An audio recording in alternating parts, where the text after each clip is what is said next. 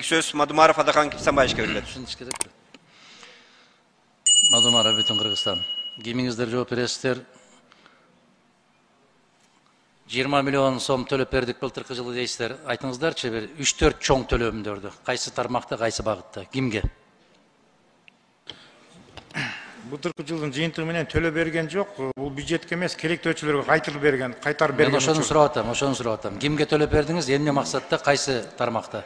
Мисалга алсак, көбүнчө акыркы кайрылууларда жанагы техникалык товарлар, бул мобилдик баягы жанагындай телефондор боюнча бир топ кайтаруу берүүлөр болду, акчасын керектөөчүнүн талабы боюнча.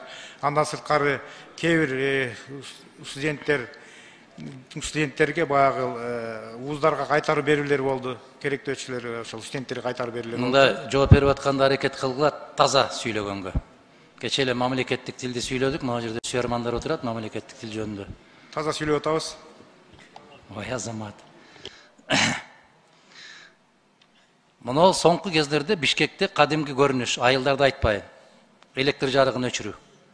Кайра күйгүзөсүңөр, ошондо канча муздаткычтар күйүп кетет. Канча телевизор күйүп кетет. Ошого канча төлөп бердиңиздер? Адам Кипсанбаевич, бул жерде биз кайрылуу болгондо гана баягы ар жерди текшерип, же бир өзүбүз барып андай иш аракеттерди жүргүзбөйбүз. Биз кайрылуу болгондо гана өзүбүз мыйзам чегинде кароолор жүргүзөбүз.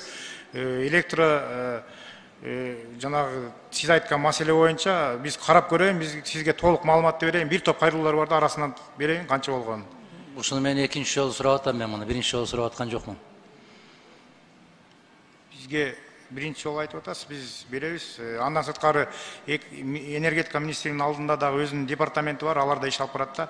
Ошолордон тактап толуктап берели.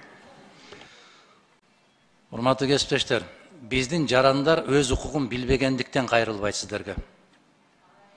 Эгер сиздер байма-бай чыгып, жарандардын мыйзамдык укугун айтып түшүндүрүп турсаңыздар, сиздерге кайрылуулар өтө көбөйүп кетет. Сиздер андан коркосуздар. Сиздерге ал ыңгайсыз.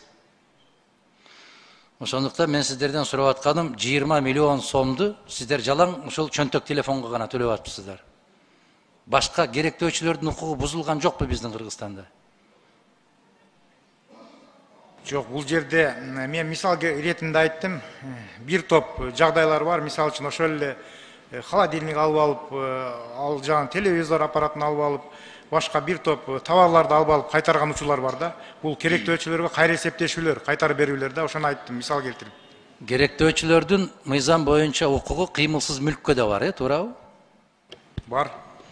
Канчалаган жүздөгөн миңдеген кыргыз жарандары батир алып алып, батирлерди жаракка кетип,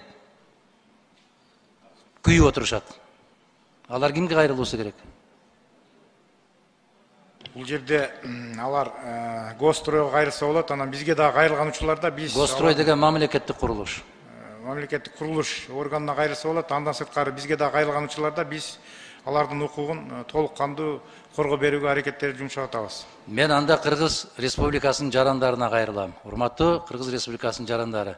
Батирим сынып калды, жаракка кетти, пайдубалынан жаракка кетти, суу агып атат деген батир ээлери биздин ушул мамлекеттик кызматка кайрылыңыздар.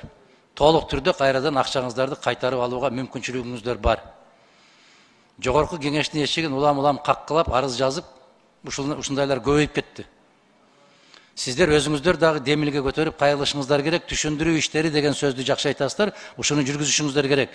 Кимдин ким батир алгандан кийин ушундай жараксыз турак жай болуп калган болсо, кайрылыңыздар. Биз сиздердин кеткен чыгашаңыздарды төлөп берүүгө милдеттүүбүз деген маалыматты сиздер беришиңиздер керек. Ошондо жанагы сиз айтып аткан куруучулар дагы коркот, чочулайт.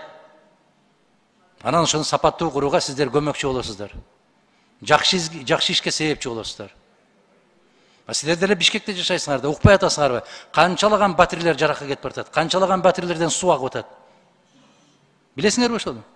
Угуп атасыңар да, көрүп атасыңар, тойго барасыңар, Куран окуткан жерге барасыңар, элден угуп атасыңар да ошону. Эмне үчүн ушул маселени көтөрбөйсүздөр? Адам Кипсанбаевич, бул маселелер көтөрүлүп эле келет. биз кайрылган учурда дагы бир жолу айтайын, биз кайрылган учурда кара беребиз. Бүгүнкү күндө ролик дагы кетип атат, түшүндүрүү иштери да жер жерлерде жүрүп атат. Бул мыйзамга өзгөртүү киргизүү жагы дагы ошол талаптан чыккан. Буга чейин мониторинг деген жок болчу. Азыр киргизип, мониторинг деген ыкманы сиздер колдоп берсеңиздер. Ошол жакта дагы салым кошолу деп атабыз. Эл окубаган гезиттерге, эл көрбөгөн телекомпанияларга бербей, популярдуу маалымат каражаттарына бериңиздер. Жарайт.